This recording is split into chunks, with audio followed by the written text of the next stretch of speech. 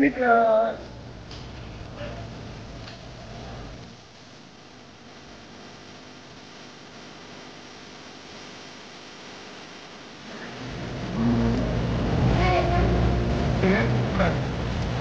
Sanda? Canada.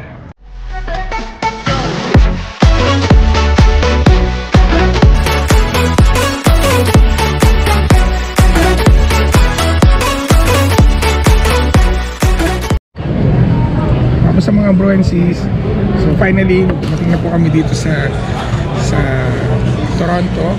So one more flight and makadating na kami ng Winnipeg. So thankful kami kasi walang hassle sa immigration, mabait, smooth lang.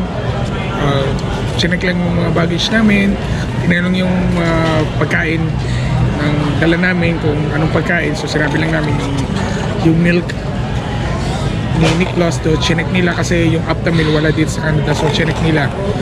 So wala silang makita kung pwede ba o hindi, so sinabihan na lang kami na next time hindi na kami pwedeng magdala ng ganun. So okay naman ngayon, kumakain kami ngayon and we're waiting for our next flight mamaya alas 7 ng gabi. I think 1.5 hour ang travel time going to from Toronto to Winnipeg. So ang first flight kasi namin is from Abu Dhabi to Amsterdam. It's 6 hours flight. 6.5. And then Amsterdam to Toronto is another 6 hours, more than 6 hours. More than 6 hours. And then ito is 1.5 hours. So almost travel time namin mga more or less is 18 Mommy, hours. can you not feed me anymore? So wala pa kaming tulog. Umiidlibit lang ng konti pero hindi talaga totally na nakakatulog kami. Pero okay lang and konting tumbling na lang at darating na kami ng Winnipeg. And hopefully makapagpahinga kami, makapag-adjust yung katawan namin kasi syempre jet lag, paurong yung oras. Kasi I think sa UAE ngayon ay 11 PM. You have to sit down properly. So, advance pala ng isang oras dito ang Toronto kaysa sa Winnipeg. So, sa Winnipeg is alas 2:30. I think, yeah, mag-alas 2 pa lang and dito is mag-alas 3. So, samahan niyo po muli kami. Papakita namin yung mga konting clips lang po kasi hindi rin kami masyadong napag-video kasi ang total luggage namin ay 8 malalaking mga bags, luggage bags plus 2 hand carry plus yung mga knapsack and mga baby bag para sa 2 naming anak. So hindi na rin nakapag-vlog, ngayon lang kami nakapag-video ngayon habang kumakain. Pero try po namin na mag-video ng mga aganapan po dito habang kami nagta-travel. Okay pa, see you!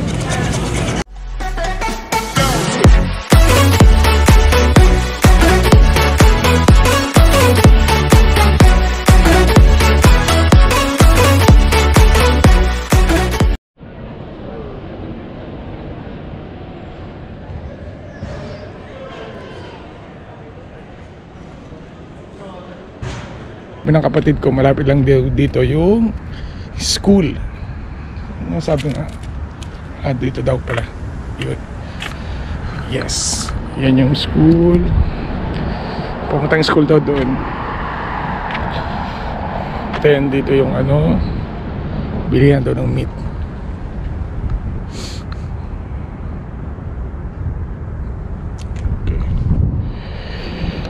Nahiya pa ako mag-vlog dito, baka sabihin nila nasisiraan ako dito ng bait. Pero super nice sa ngayon daw. I don't know kung pag nagmalamig pa dito.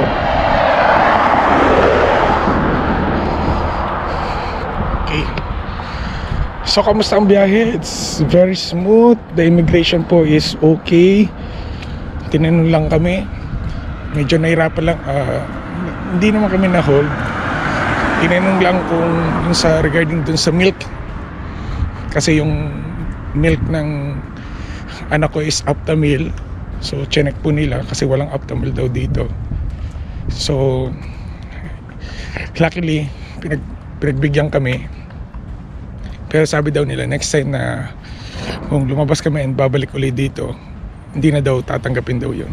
So mamaya habang nagbe-breakfast sila, yung kapatid ko, sister ko, and yung mga kids, punta kami ng Walmart para bumili na ng gatas.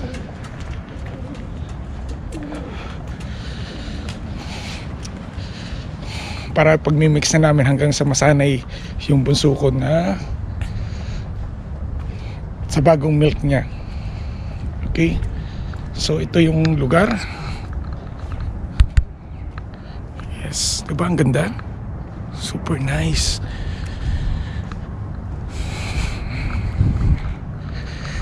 Hindi ako makapaniwala, nandito na kami. Parang kailan lang na ina-apply lang namin to. Thank you Lord that na nandito na rin, nakatapok na kami and mag-start ng new life. So ngayon papunta po ako ngayon sa magiging school ng panganay namin. Sabi ng kapatid ko, check ko muna, it's a walking distance lang, siguro pag walking is mga 5 minutes lang. Okay, tayo dito. Yan.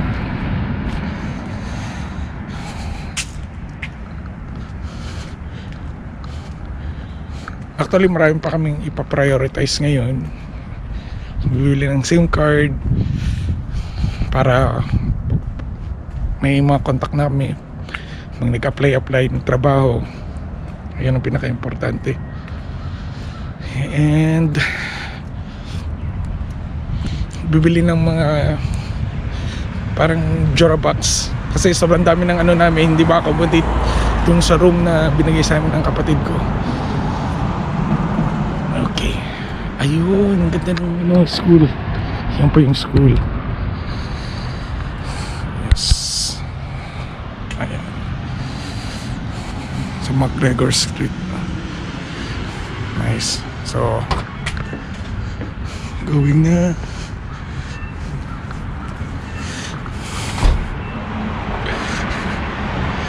May mga church. Actually, sabi ng kapatid ko, yung Catholic church daw dito is parang dung street na yon, yung sa street na yon, then dire-diretso na daw church na daw yon. So ano ba ngayon, Saturday, so bukas try na sisimba kami para ma-experience namin yung first church namin dito. So simple yung mga bahay dito, you know, dami squirrel. Ayun, squirrel. Hindi maano.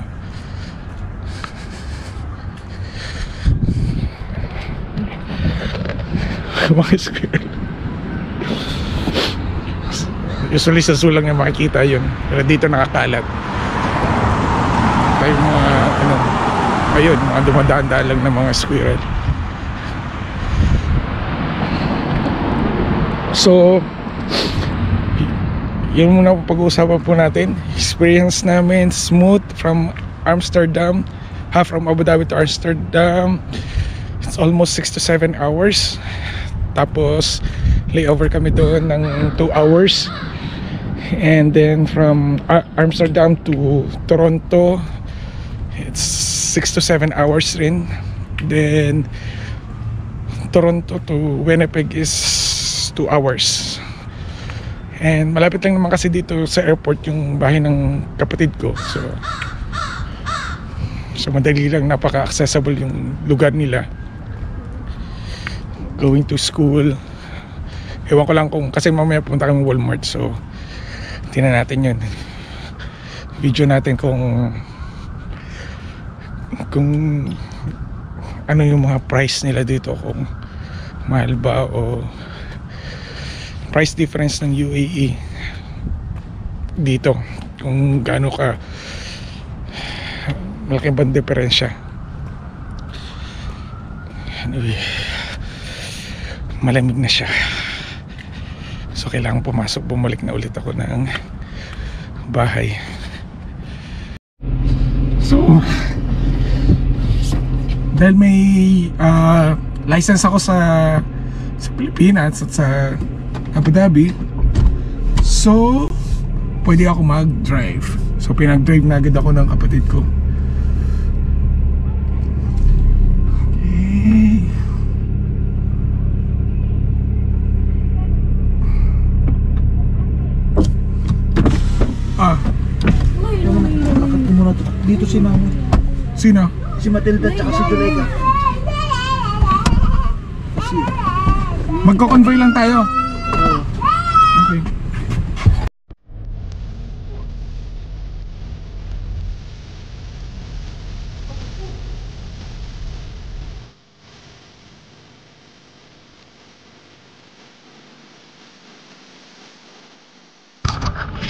Medyo nahirapan kaming maghanap dito kasi medyo mahal yung parang mga Jurabox nila.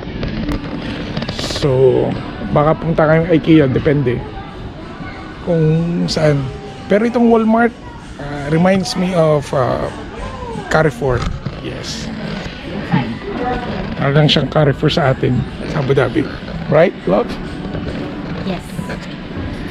Ada, sige na. But you really right here. Liquidation.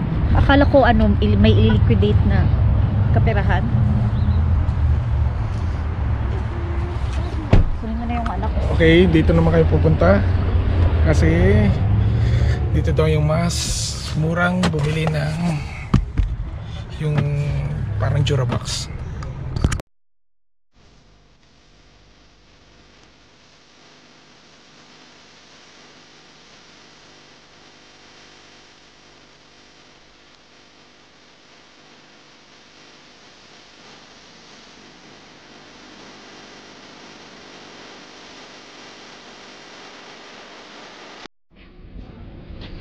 Yan.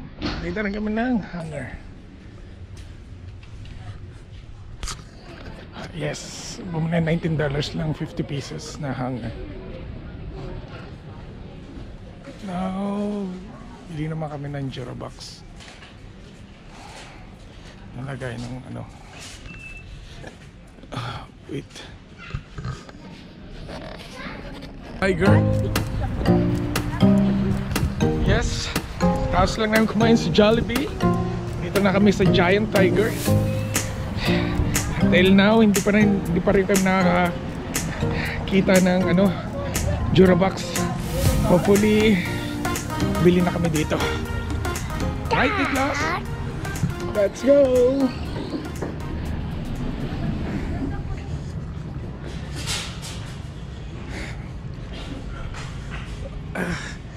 Can you walk na, Niklas? No. Why? There was a man. Whoa.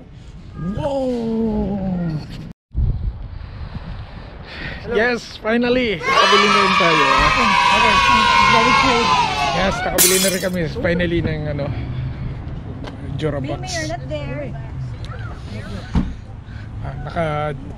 Nakapunta kami sa iba't ibang at dito lang pala sa isang Walmart park na medyo mura-mura konti compare sa iba. So punta naman kami ng Polo Park para bumili ng SIM card. Okay, bye.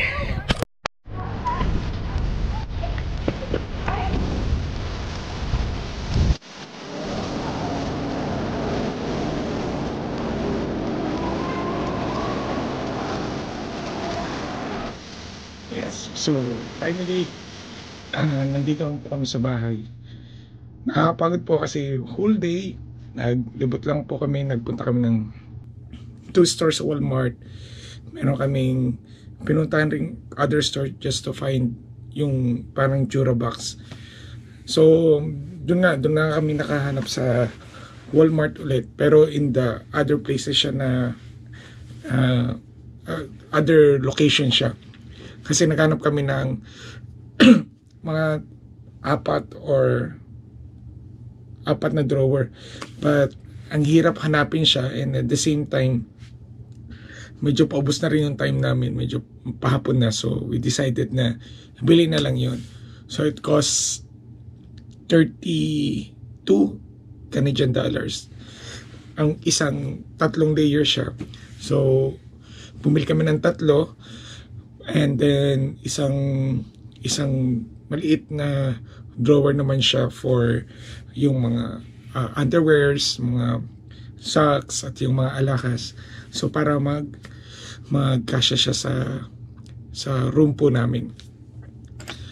So it's napaka magandang experience namin, and na-observe ko lang po during my nagdadrive ako, so iba yung rules nila or ang way ko paano ako magdadrive dito. So hindi ako familiar, so naguguluhan ako kasi doon malaking pagkakaiba siya. Ngayon naintindihan ko na yung sinasabi ng kapatid ko. So sabi naman niya, online na yung pag-aaral kung paano yung tamang pagdadrive. So meron pa naman akong 6 months para gamitin yung license ko dito. And then saka ako kukuha ng talagang pinaka Canadian license here. And then magtitik ako ng exam. So we're planning by Monday. Nakabili na kami ng SIM card.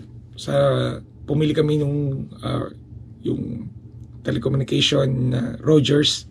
So we decided na isa muna ng SIM card ang kukunin namin. Later on, siguro pag may both of us may trabaho na, kasi na-realize namin na hindi naman namin kailangan ng 2 SIM card and unlimited call and text, wala pa naman kami masyadong kakilala dito.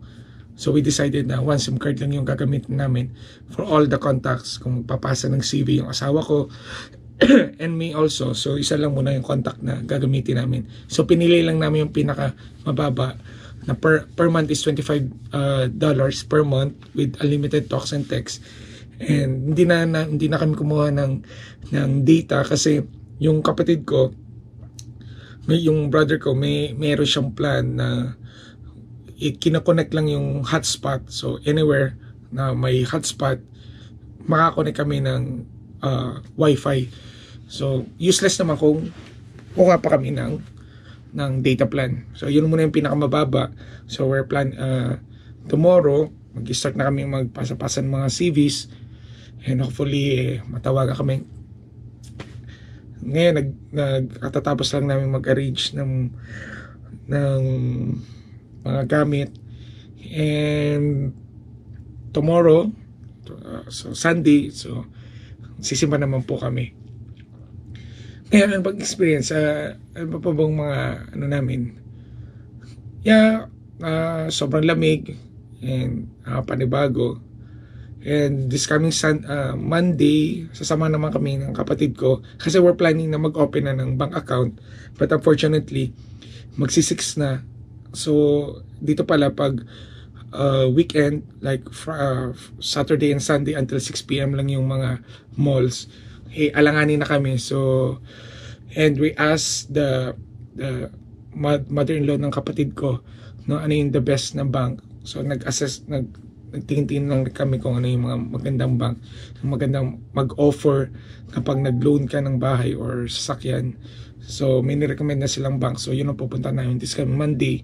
Magkasikaso na rin kami ng health insurance, and most probably by Wednesday mag-start na mag-schooling yung anak ko. So yung brother ko kasi nag-suggest na wag muna agad-agad pumasok ng Monday, hayaan mo muna mag-adjust yung mga bata. Kasi until now, may jet lag pa kami. Yung body clock namin is UAE pa rin. So kagaya ko, nagising ako ng 3 AM ng madaling araw, and hindi na ako nakatulog. So kaya nung buong paghahanap namin, medyo inaantok.